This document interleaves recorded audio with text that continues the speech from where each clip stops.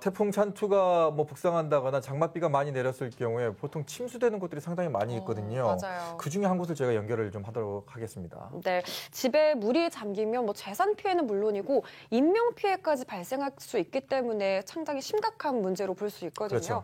그렇죠. 때문에 상습 침수 피해를 입는 농성 화정동 주민들이 어제 거리로 나왔습니다. 자세한 이야기를 광주 농성 화정동 침수 피해 주민대책위원회 박형민 위원장과 화상으로 연결해서 이야기 나눠보도록 하겠습니다. 위원장님 들리시나요? 네, 안녕하세요. 반갑습니다. 네, 안녕하세요. 일단 오체 투지까지 하시면서 지금 시위를 하셨어요. 그 이유를 자세하게 좀 말씀해 주실까요? 저희가 어제 오체 투지를 했는데요. 사실 네. 저도 그렇고 또 마을 주민들도 생전 처음 하는 거라 굉장히 좀 힘들었습니다. 많이 힘들었는데 저희 마을이 있는 그 순천당 사거리에서 그 서구청까지 오체 투지를 실시를 했습니다. 사실 이렇게 하게 된 배경은 이제 집중호우가 내리게 되면 이렇게 그 구청 측에서는 이것이 그 천재지변이라고 말하고 있지만 사실은 저희들은 2010 극락천 유역 하수원그 정비사업 기본 계획에 따른 정비사업을 하지 않아서 발생된 저희들은 인재라고 저희들은 보고 있습니다. 그런데 문제는 전 구간을 10.7km 구간을 다 했음에도 불구하고 유독 그 소속구 구간만을 빠뜨림으로써 문제가 생긴 겁니다. 그래서 그런 부분에 대한 항구적인 침수 대책을 세워달라는 그런 것이 1년 동안 아무리 요구해도 안 됐기 때문에 저희 주민들이 불가피하게 거리로 나서게 됐습니다. 네, 말씀하신 문제 때문에 비가 왔다 하면 화정동이나 농성동 일대가 물에 잘 잠기잖아요. 구체적인 피해 규모가 어떻게 될까요? 작년 상황을 보면 그 71가구. 근데 이제 그것은 재난재해금을 받았을 경우에 해당되기 때문에 포함되지 못한 여러 가지 가옥들을 포함하면 한 80가구 이상이 피해를 봤습니다. 저렇게 지금 자료 화면이 나오고 있는데, 제가 고등학교를 나왔거든요. 네. 인근에서 살았는데, 저 정도로 잠긴 적은 없었거든요. 네. 저렇게 잠기는 이유가 혹시 저 다닐 때는 저기가 하천이 있었어요. 근데 저기를 복개도로를 했거든요. 혹시 그 이후부터 저러는 건가요? 그렇죠. 이제 예전에 여기 오랫동안 한 40년 이상 살았던 주민들의 이야기를 들어보면 과거에는 그러지 않았다. 90년도 초반에 복귀가 되면서 이렇게 문제가 생긴다 하는데 사실 여러 가지 어떤 기후변화라든지 또는 그 나대지 이렇게 그냥 빈 땅으로 있었던 아파트를 짓지 않았던 그런 땅들인데 그런 땅들에 이제 여러 가지 아파트라든가 건물들이 이렇게 들어서면서 물이 흡수될 수 있는 그런 공간들이 전혀 사라지고 또 한 가지 아까 제가 말씀드렸던 극락천역 정비 사업을 하지 않았던 문제 그리고 또 근본적인 문제는 저희가 보면은 교량을 만들어내는 처리하는 과정에서 상판을 그대로 덮어버리는 문제.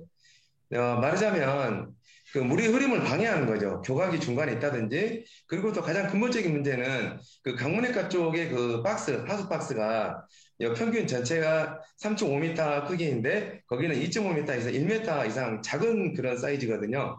그러다 보니까 물이 못 나가는 병목 현상이 일어나기 때문에 발생하는 문제라고 생각합니다. 네. 근데 이런 부분에서는 지금 구청과 굉장히 큰 이견이 있습니다. 네, 여러 가지 원인이 있을 텐데 확실하게 그 원인을 좀 잡아내야 될 것 같고요. 저렇게 지금 조금 전에 그냥 문을 여니까 물이 쏟아져 나오거든요. 네. 저거는 어떻게 청소를 하더라도 흔적이 남아있게 될 텐데 그런 모습을 좀 보면은 또 스트레스를 받으시겠어요. 아유, 어마어마하죠. 근데 우리 주민들 전부 트라우마 치료를 좀 받아야 되지 않느냐라는 생각이 들 정도로 굉장히 많은 아직까지도 지금 뭐 비를 안 내리고 있지만 빗방울 살짝만 이렇게, 날씨만 흘려도 굉장히 많은 근심을 안고 삽니다. 그리고 특히나 이제 여러 가옥구조 가운데서 우리 옆에 이제 교회 건물이라든가 지하에 있는 그런 이런 창고라든가 가게 같은 경우는 그야말로 직격탄을 맞았죠. 천장이 무너내리고 그다음에 벽진 다 떨어지고 하다못해 그 물의 압력을 견디지 못해서 이렇게 문이 떨어져 나가는 이 정도 상황까지 지금 진행이 됐었습니다. 네. 야, 저 정도까지는 아니었던 것 같은데, 있었을 때는. 그러니까요. 이렇게 침수 피해가 발생한 게 한두 번은 아닐 텐데 서구청도 가만히 있지는 않았을 것 같아요. 대책이 없었나요? 물론 그 구청에서도 계획을 세우고 있습니다. 그래서 작년 9월 14일 날 제1차 회의를 열었었는데요. 민간합동 회의를 열었었는데 그 이후로부터 20차 이상 회의를 열었습니다. 물론 계획은 좋습니다. 총 10억의 사업비를 들여서 이렇게 꽃집 앞에서부터 해가지고 지금 이제 계획되고 있는데 군분교 아래까지 개마고원이라고 하는 가게가 있거든요.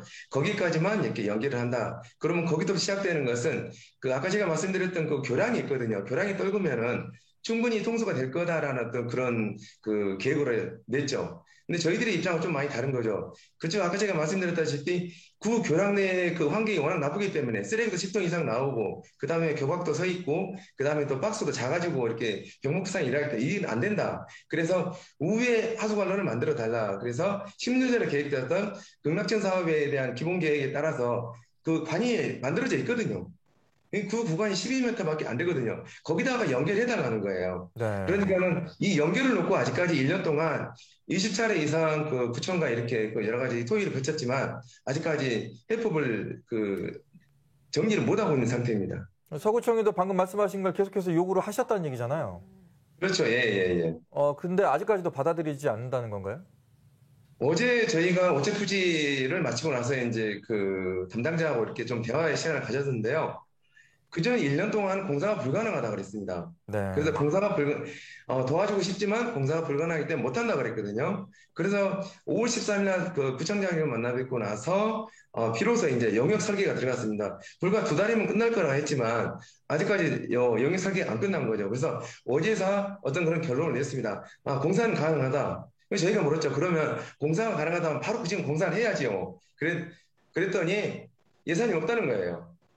그럼 문제는 뭐냐면 지금 예산을 세워야 2020년 내년 예산을 어떻게 계획할 수 있어서 공사할 수 있는데 지금 내년도 공사를 할 수 없는 상황이라는 겁니다. 네. 이런 입장에 대해서 이제 구청은 어떻게 말하고 있냐면 내년에 2020년도 상반기 때 특별 교부세를 받아서 하겠다. 사실 그건 불투명한 거잖아요. 예측 불가능한 이런 이야기보다는 네. 예측 가능한 충분히 예견된 그런 계획을 세워달라 저희는 요구하고 있습니다. 답답한 마음을 잘 전달 받으셨길 바라겠고요. 네. 신속하게 좀 처리를 좀 해주셨으면 좋겠습니다. 네. 위원장님 고맙습니다. 고맙습니다. 네, 고맙습니다.